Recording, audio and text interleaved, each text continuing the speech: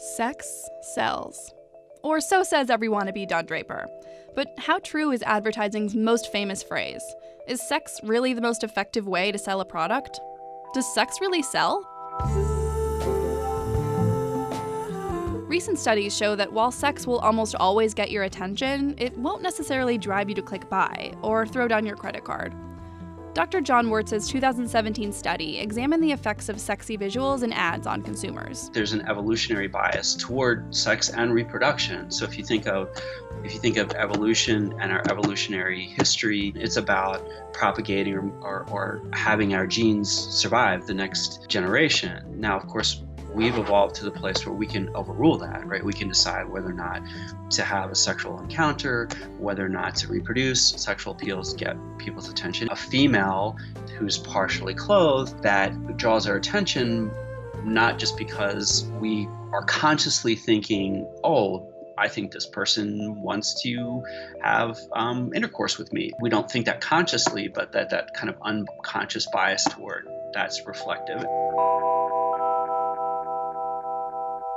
Based on that alone, it makes sense for advertisers to lean so heavily on sexualized ads. Unfortunately for them, getting consumers' attention is just half the battle. Advertising might be multifaceted, but its end goal is to make you buy stuff. Marketers call that follow-through purchase intention. And what we found is that, again, the effect on purchase intention, your willingness to buy a product featured in an ad with a sexual appeal, that effect was literally zero. It literally was 0.001. Around 2005, advertisers started taking sexual imagery to absurd lengths.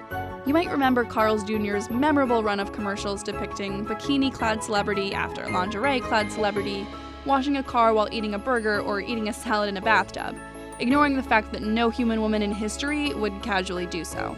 The products themselves, lettuce, meat patties, aren't sexy, which means that once the ad grabbed one's attention, consumers had to do an additional mental exercise to process what exactly they were being sold. Most of the time, sex appeal can be so powerful or so strong that consumers only remember the imagery, but don't remember what's the product or what's the brand. And in fact, there are so many fashion brands or perfume brands or liquor brands are using the same old sex sale appeal. Many times people cannot distinguish this ad from another brand. So in a way, then that's not really effective.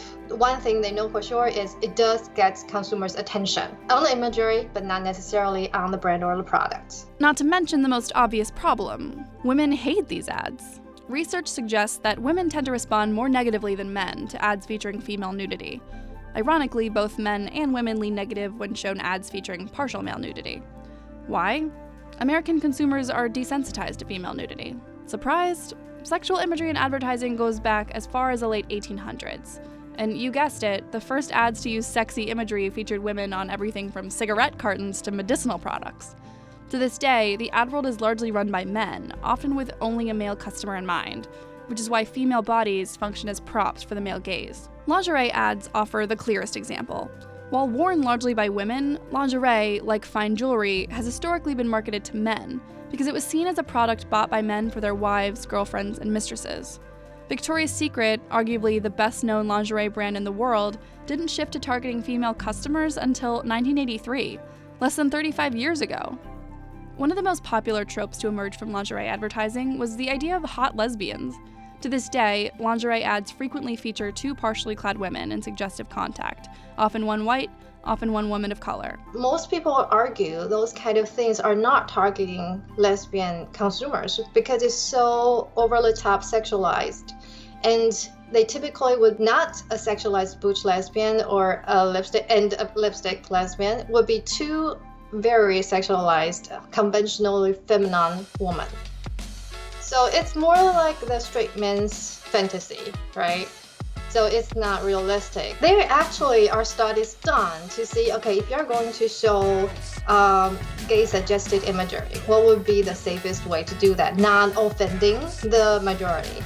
And one of the conclusions I get is a lot of straight people, especially straight guys, that are not offended by lesbian suggested imagery at all. Especially a type of lesbian models that they see is hyper femme, the lipsticks types. So it's really just the traditional, it's almost like a cliche now. Like the guys want to see two hot girls making out and they don't read them into anything at all. So it's also play with this misconception that girls are more simply just exploring. They are not real lesbians. They are just playing or experimenting. Retailers in the advertising industry are unlikely to abandon their belief that sex sells, but unlike their predecessors, modern consumers wield significant power over both. With the politics as it is today, I think consumers on the left and right are really vocal. In terms on Twitter, on Facebook, we're constantly talking about boycotting or boycotting.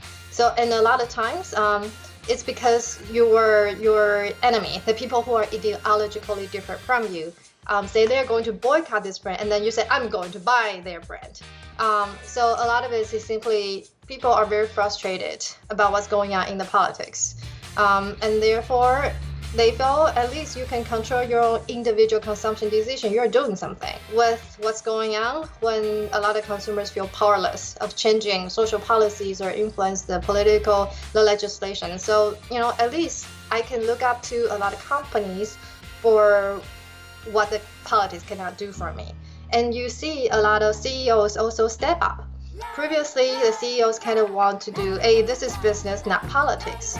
But they are now increasingly be very vocal about issues. It's not as simple as right or wrong anymore. It's about what you believe in terms of values and ideologies. And increasingly, consumers want their brand to say who do you support. They can no longer get around it.